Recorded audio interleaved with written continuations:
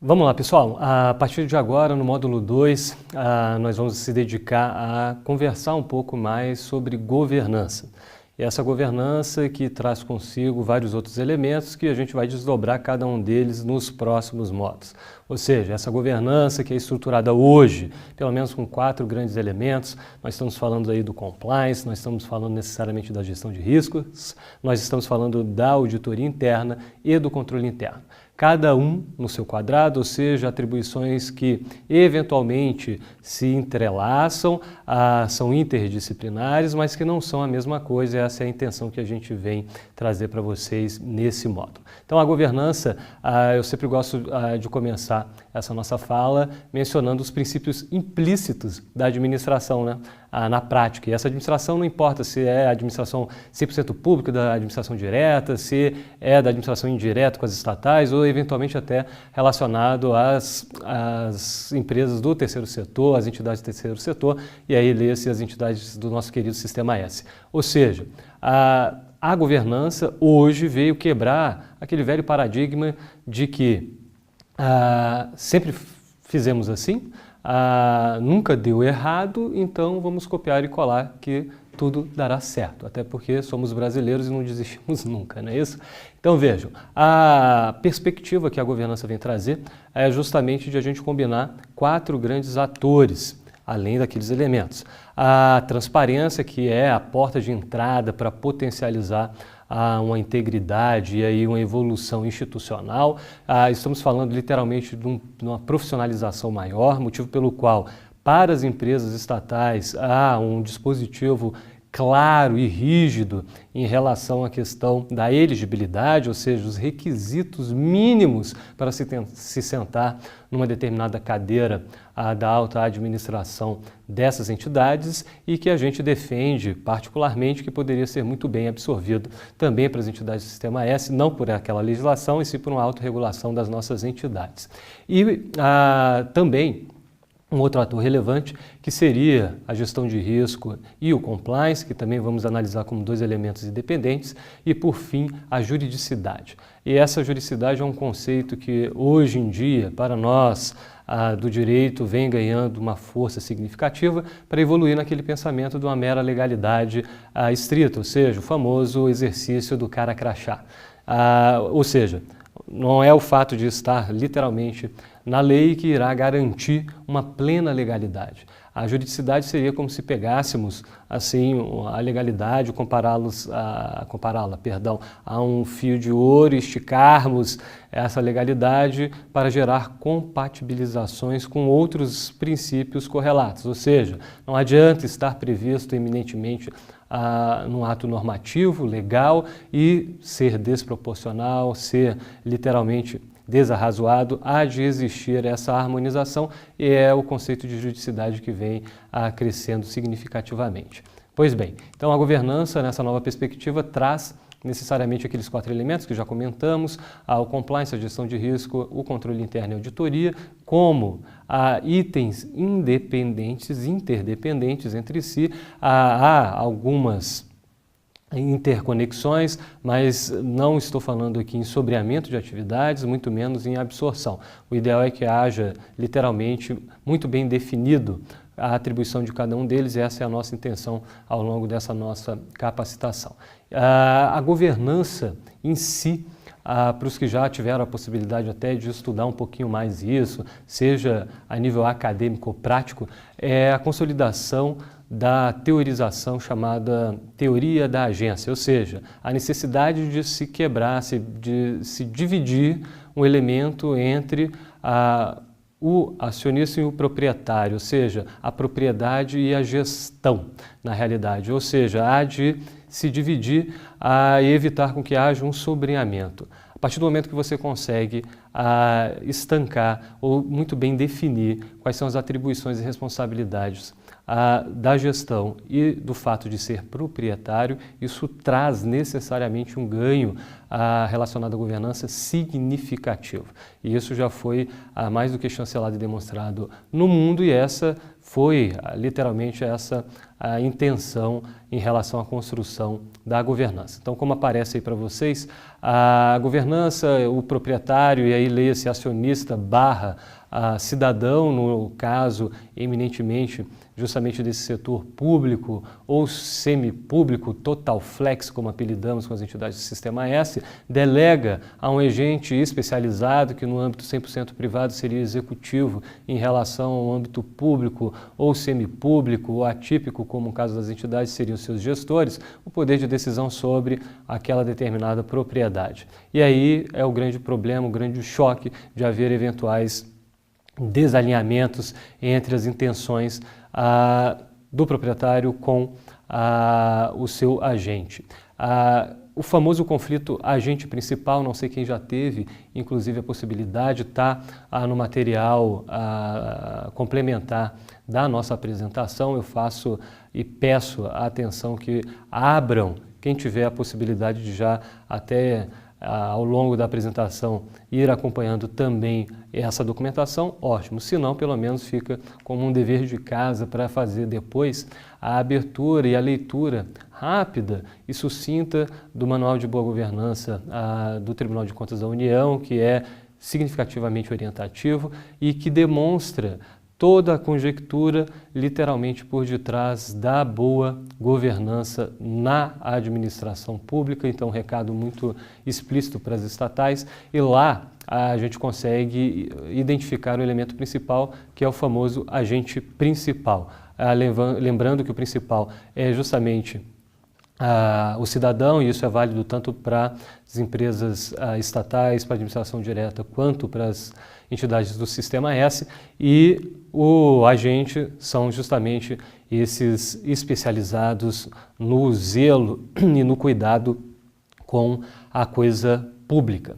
Então, a preocupação da governança é criar um conflito eficiente, um conjunto, eficiente de mecanismos a fim de alinhar esses eventuais comportamentos que de vez em quando acabam sendo antagônicos, e a gente percebe isso nitidamente. O cidadão mesmo, às vezes sem ter e deter um conhecimento aprofundado em relação a essa temática, percebe que a sua estrutura dos entes que tocam o bem público não está muito alinhada com o que deveria ser, em especial em relação à governança. Acho que vivemos um momento histórico que confirma tudo isso que mencionamos aqui. A gente toma a liberdade, queria que vocês focassem aí nesses 3 próximos slides, tomando emprestado carinhosamente uma formação que é simples, graficamente objetiva, do professor Edson Cordeiro Silva, que acaba estruturando 3 formas de governança, ou seja, 3 leituras de governança, uma com o modelo atual, um modo mais emergente, o outro relacionado a uma leitura muito mais de mercado. Então, o modelo atual hoje, que a gente consegue verificar de governança aplicável com esse recorte país, dentro de uma estrutura de propriedade e dessa relação propriedade-gestão, que há de ser bifurcado, como a gente já mencionou agora há pouco. Quanto à propriedade, há uma alta concentração desse nível de ser proprietário, né? E aí eu não sei quem já teve a experiência pessoal de ser empresário, mas quase sempre, sabemos muito bem que o Brasil e o Sebrae seria a melhor fonte para confirmar essa nossa informação, e sabemos disso.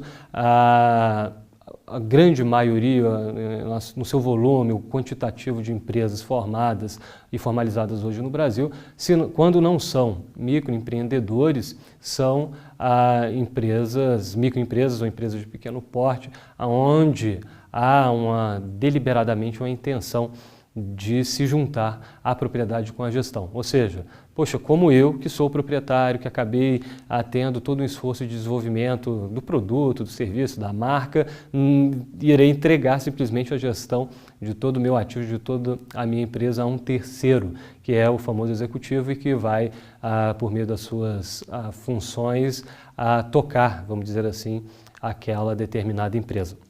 Então a gente sabe que há uma resistência muito grande em relação a isso, principalmente nesse nosso Brasil continental. Daí esse modelo colocado na tela ser o modelo atual, onde há uma concentração muito alta dessa propriedade com a gestão, preponderando o controle familiar, um compartilhamento com poucos controladores, altamente centralizado, minoritários que praticamente não têm voz, e uma formação de um conselho de administração para as estatais e um conselho deliberativo lá para as entidades do Sistema S, formado quase sempre por conselheiros internos, com uma baixa demanda por conselheiros externos, ou seja, que venham com uma visão de fora muito mais descomprometida ou sem os vícios do olhar de quem já está dentro da instituição. As estatais, especificamente, eu acho que vêm engateando e avançando significativamente nesse ponto. Algumas estatais de nível nacional, inclusive, recentemente tiveram uma boa colocação na mídia a nível nacional, justamente por terem demandado publicamente contratação para sua composição de diretoria e de conselho por meio de terceiros.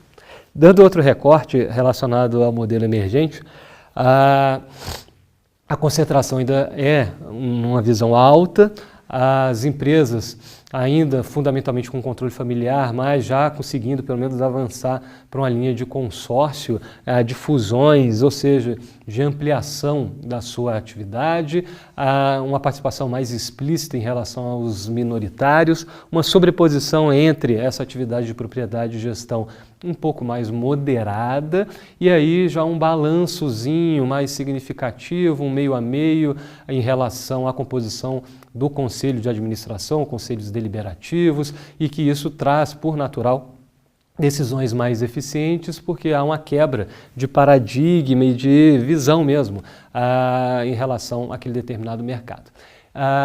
Por fim, a gente evolui por um recorte que o professor Edson faz relacionado a uma estrutura de mercado. Aí sim, numa maior dispersão total desse controle de propriedade, uma consideração sistemática desses interesses pelos minoritários, ou seja, um crescimento dessas minorias dentro do âmbito daquela entidade, uma sobreposição relacionada à propriedade e gestão muito baixa e estruturas que permitam identificar uma segregação de função muito clara entre o presidente da instituição, o diretor-presidente e o presidente do conselho de administração, explicitamente numa visão estratégica e a outra tática gerencial. Então, chamo a atenção em relação a isso.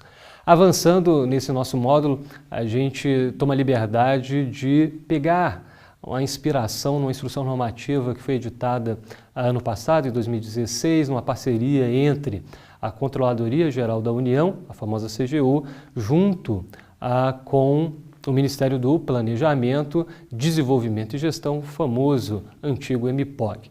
Juntos, acabaram editando a Instrução Normativa número 01 de 2016, que traz no seu arcabouço normativo orientações, princípios, elementos, instrumentos para promover uma boa governança. Então, quem já teve o prazer de passar os olhos nessa legislação, que é relativamente curta, praticamente de uma leitura rápida e simplória, mas que tem uma substância significativa, porque ela vai abordar os elementos da governança, a gestão de risco. Então, mais uma legislação aí anexa como material complementar à nossa apresentação. E aí eu tomo a liberdade de direcionar a todos vocês lá ao artigo 21 dessa legislação, que menciona quais seriam os princípios, vejam só, da boa governança, e aí esqueçam esse recorte que se coloca no caput, devendo ser seguidos pelos órgãos e entidades do Poder Executivo Federal. Como a gente mencionou, pela elaboração ser restrita à CGU, restrita não, né? Ter sido elaborado pela CGU em parceria com o Ministério do Planejamento, é claro que a diretriz inicial e explícita é para o Poder Executivo Federal, mas vamos abstrair esse recorte de ser direcionado a eles e buscar a essência, que eu acho que realmente houve um avanço significativo em relação a essas questões estruturantes da governança. Então, no artigo 1º vem trazendo aí 6 grandes princípios. O primeiro deles é a tal da liderança. E percebam, a gente vai revelar mais para frente, nos módulos adiante, que até revelar a vocês uma pesquisa feita por uma dessas empresas de auditoria conhecidas no mundo inteiro, que questionou para mais de 1.000 multinacionais que já estão estruturadas nessa perspectiva moderna e atualizada quanto à governança, a um sistema de gestão de compliance, o que fez a diferença, ou seja, qual é o grande segredo para que efetivamente uma instituição, uma entidade consiga ter isso implementado de forma efetiva. E a resposta, por incrível que pareça, vem da liderança. Ou seja, mais de 95%, isso a gente vai revelar depois, afirmou que o que faz a diferença é justamente o envolvimento dessa liderança, e percebo que no inciso 1 aí diz que deve ser desenvolvido em todos os níveis da administração. As competências e responsabilidades devem estar identificadas para todos os que gerem recursos públicos de forma a se obter resultados adequados. O segundo princípio é a famosa integridade, essa integridade que vem sendo relativamente quebrada, infelizmente, por várias entidades, mas que, vamos lá, tentar superar isso e interpretar que há males que vêm para o bem. Então, acho que nunca no Brasil teve essa pujança, esse desejo em relação a buscar uma integridade. E essa busca da integridade gera a criação de programas de integridade, que nada mais são do que a expressãozinha americanizada chamada compliance, que é um elemento que vamos dar destaque em um módulo específico dentro dessa nossa capacitação. Então vejam que a integridade é outro princípio fundamental para levar qualquer instituição, mais uma vez, pública, semipública, atípica, que for, a uma boa governança. Diz lá o inciso 2º dessa instrução normativa: a integridade tem como base a honestidade e objetividade, elevando os padrões de decência e probidade na gestão dos recursos públicos e das atividades da organização, com reflexo tanto nos processos de tomada de decisão quanto na qualidade de seus relatórios financeiros e de desempenho. Um terceiro princípio fundamental para levar a boa administração, a uma boa governança, é a responsabilidade, e que acaba fazendo uma casadinha com o 6º princípio, que a gente vai projetar daqui a pouco, da expressão, mais uma vez também americanizada, chamado accountability. Ou seja, de uma vez por todas, temos que chamar essa responsabilidade para nós, agentes que praticamos aquele determinado ato, as suas consequências. Ou seja, se você efetivamente está ciente e consciente daquela determinada ação, saiba, obviamente, assuma as consequências oriundas daquele tipo de decisão. A gente sabe que não estamos acostumados a esse tipo de procedimento, como a gente menciona no mercado, né? Está na hora de pararmos com a desculpability e buscar muito mais a accountability, ou seja, esse nível de responsabilização. E há até fatores assim morais que justificam, porque a gente sabe muito bem que desde pequenininho a gente é provocado no meio em que vivemos, e aí esse meio, eu digo, leitura Brasil, a nos portarmos perante situações eventualmente constrangedoras ou situações provocadas pela sua ação, na teoria do mineiro, que a gente apelida, ou seja, fica quietinho na moita, não revele nada, porque se você for eventualmente o famoso dedo duro, ou na linguagem adulta um delator, obviamente que você será isolado socialmente, e desde pequenininho a gente sabe que a gente não pratica isso, ou tenta não fazer assim, justamente para não gerar nenhuma animosidade, uma situação social que não nos interessa. Então, desde pequenininho a gente vem crescendo de não assumir tanto essas responsabilidades e consequências dos nossos atos, mas que gera um reflexo natural na vida adulta, na vida profissional, e já percebemos aonde isso pode dar, né? Então acho que agora é o limite, literalmente, pelo menos no nível profissional, para a gente abstrair e assumir esse tipo de comportamento. Então vamos ler o primeiro agora, o inciso 3º, e depois na sequência vou tomar a liberdade de já pular para o artigo 6º, porque na nossa concepção são altamente conectados. Diz o inciso 3º, a responsabilidade, o zelo pelo que se espera dos agentes de governança na definição das estratégias e na execução de ações para a aplicação de recursos públicos com vistas ao melhor atendimento dos interesses da sociedade. E a accountability, ou seja, obrigação dos agentes ou organizações que gerenciam recursos públicos, sublinhem, destaquem, façam o que vocês quiserem, de assumir responsabilidades por suas decisões e pela prestação de contas de sua atuação de forma voluntária, assumindo integralmente a consequência de seus atos e omissões. Eu sei que essa é a parte, se não a mais difícil, uma das mais difíceis em relação ao nosso comportamento habitual, de literalmente elevar o pescoço, erguer o pescoço, bater no peito e dizer, não, ok, infelizmente essa foi uma consequência não desejada, ou pelo menos diretamente ou indiretamente, mas que realmente é oriunda da minha ação, então paciência, vamos lá, bola para frente e vamos assumir com todas as responsabilidades. A gente sabe que o discurso é muito bonito e que na hora da prática é o teste da efetividade, a gente espera que isso realmente avance. Mas para que isso seja possível e factível e não seja uma retórica, ou seja, um discurso evasivo, há necessidade de complementação de todos os outros princípios que a gente ainda vai mencionar e dos elementos que geram aí a boa governança. Na sequência, então, nessa nossa leitura lá da instrução normativa, eu direciono vocês agora para o inciso 4º que diz compromisso. Esse é mais um princípio que leva à boa governança, justamente porque é dever de todo agente público de se vincular, assumir, agir ou decidir pautados em valores éticos que norteiam a relação com os envolvidos na prestação de serviços à sociedade, prática indispensável à implementação da governança. O 5º inciso na sequência, para a gente finalizar a leitura desse artigo, menciona a transparência, como a gente já argumentou aqui antes, é a porta de entrada para que tudo aconteça. Porque se você não tem conhecimento de uma determinada informação, e é você mesmo, às vezes, dentro da sua própria instituição, imagine você do nosso principal, que é o cidadão. Se você não tem a informação, você não consegue sequer exercer uma fiscalização, ou seja, uma verificação e muito menos fazer um controle, ou seja, que é o ato de você fiscalizar e agir na sequência.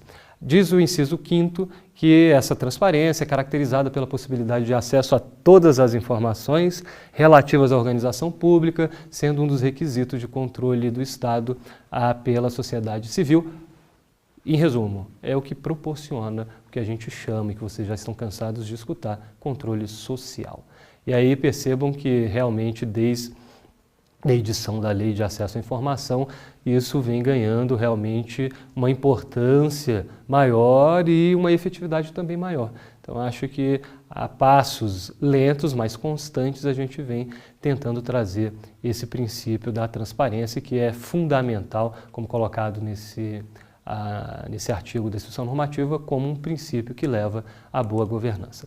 Então, se a gente conseguisse tirar uma foto dessa boa governança, a gente poderia colocar nesse formato. Há uma alta administração, obviamente, ela que vai dar e passar todas as diretrizes relacionadas à estratégia, missão e valores, isso você já sabe muito bem, e os gestores ou secretários vão implementar justamente aqueles 4 elementos que levam à boa governança. Estou falando aí do famoso quarteto fantástico hoje em dia da governança, composto do compliance, do controle interno, da auditoria interna e da gestão de riscos.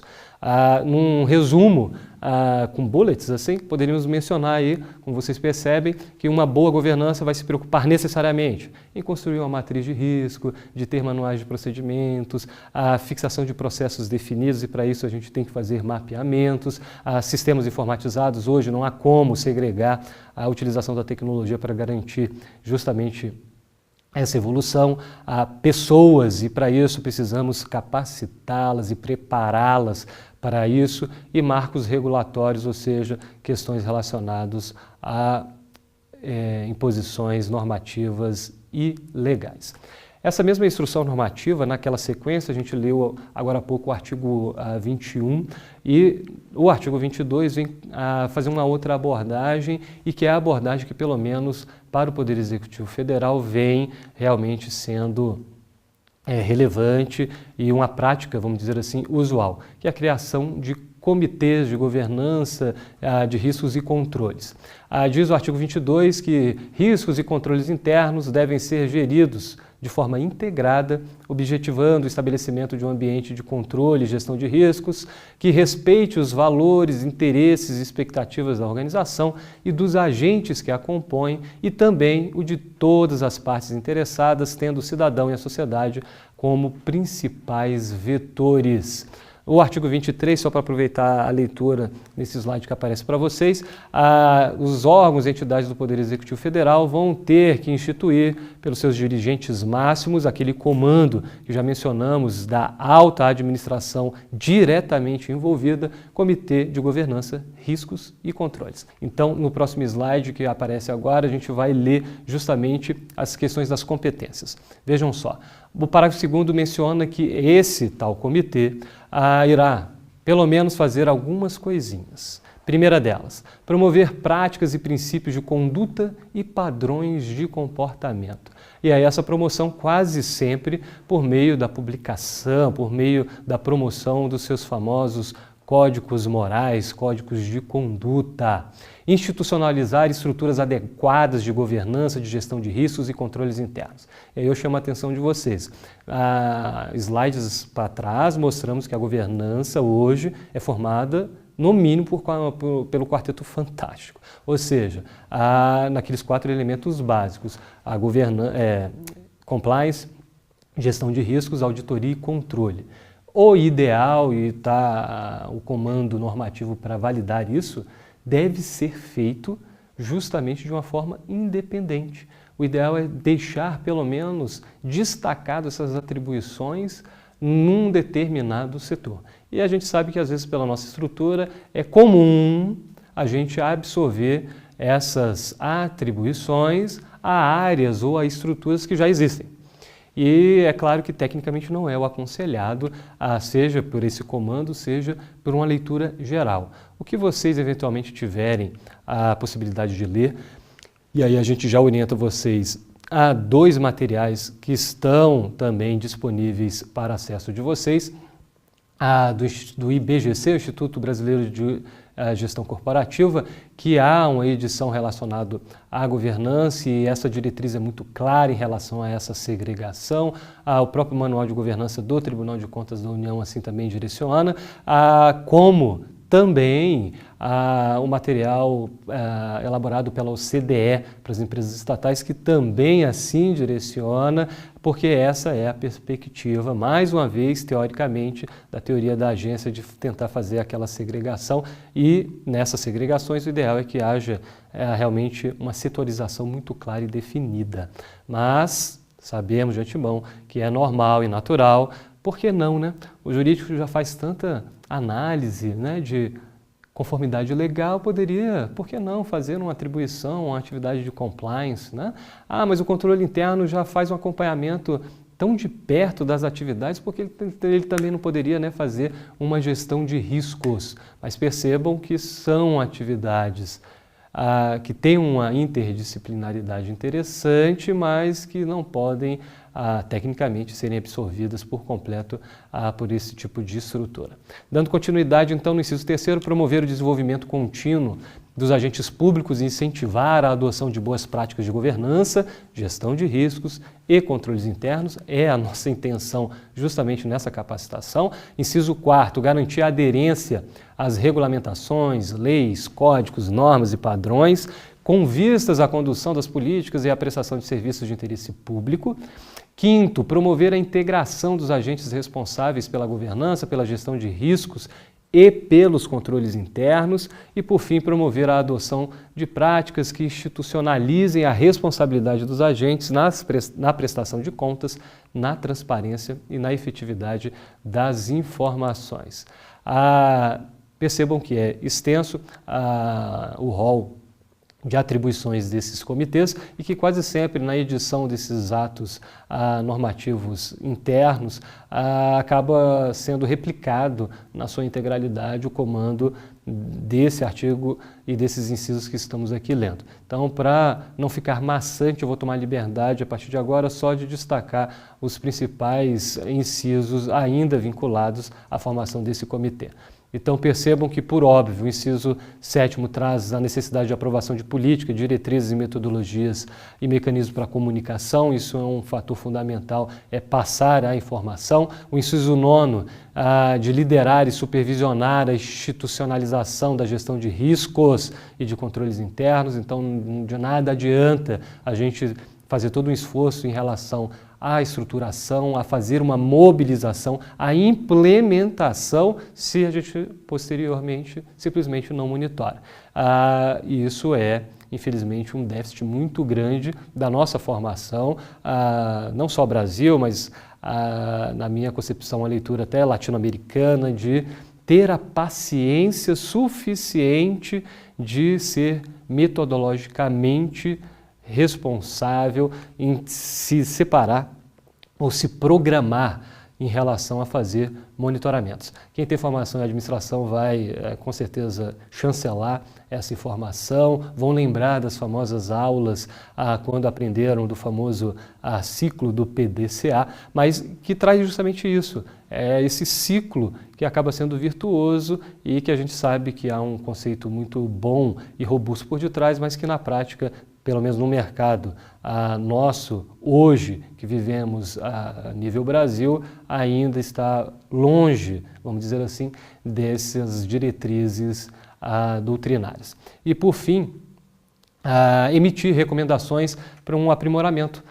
O monitoramento leva justamente a esse comportamento de adequação e melhoria.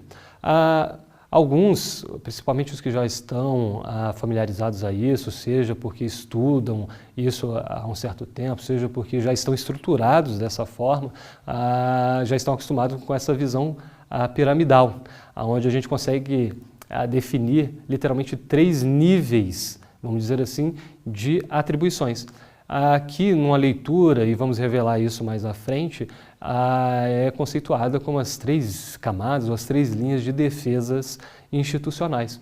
Ou seja, num primeiro momento, e seria essa base piramidal, estariam os agentes públicos e agentes públicos no sentido macro, tá? Agentes eminentemente públicos na terminologia, focado para a administração e para as estatais, quanto nos agentes relacionados à prática de atos administrativos, atos internos institucionais vinculados às nossas queridas entidades do Sistema S. Ou seja, no front, em relação a essa governança, estaríamos todos nós que temos, pelo menos, ou uma atribuição, uma responsabilidade num fluxo de trabalho.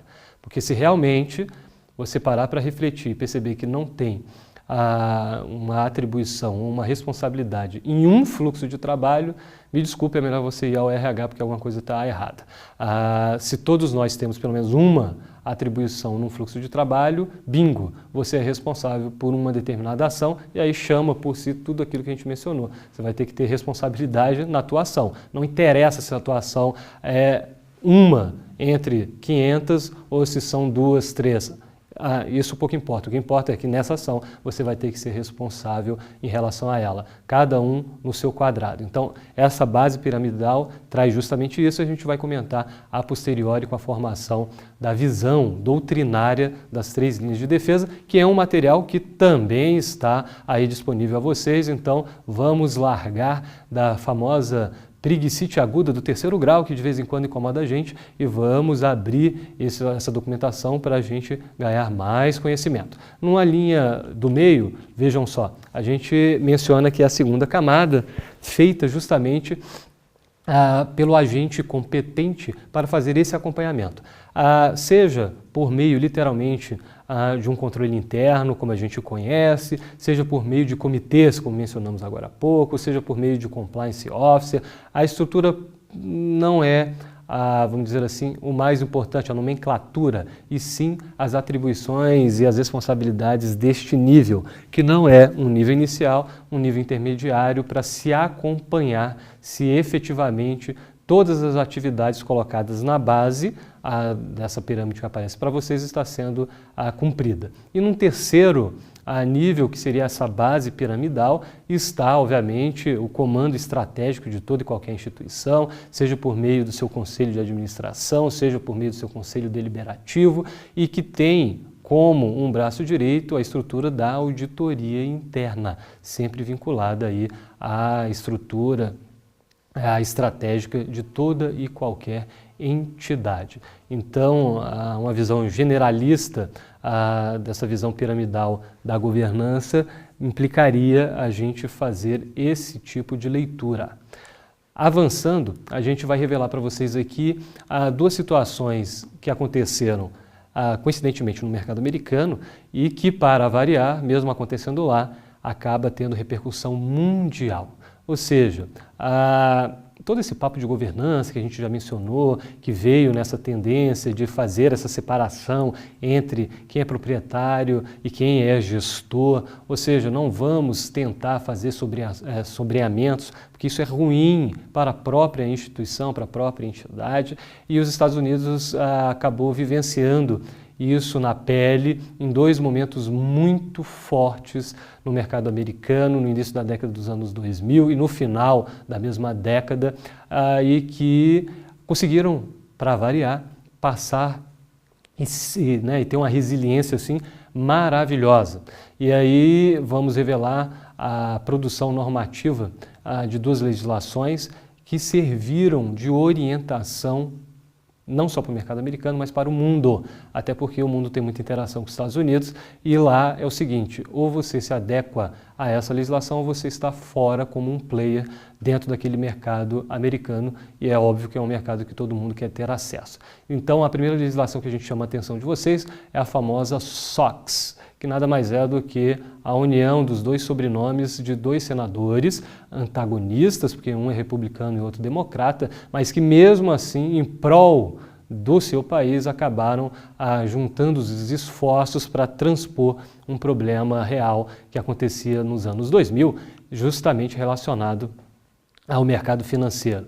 Então, a mesma sementinha do mal que nasceu lá, é a mesma sementinha do mal que vivenciamos aqui hoje, e aqui, por vários fatores que a gente ainda vai revelar, o terreno é muito mais fértil, né? Então é uma sementinha que realmente, se colocar aqui, cresce rapidamente, e isso é a sementinha, infelizmente, da corrupção, e que tem, em paralelo, um elemento assim, sabe, um adubo perfeito que se chama ganância humana. Então, lá também uma ganância, sabe, descomunal de líderes de instituições financeiras fez, infelizmente, uma quebra do próprio sistema financeiro.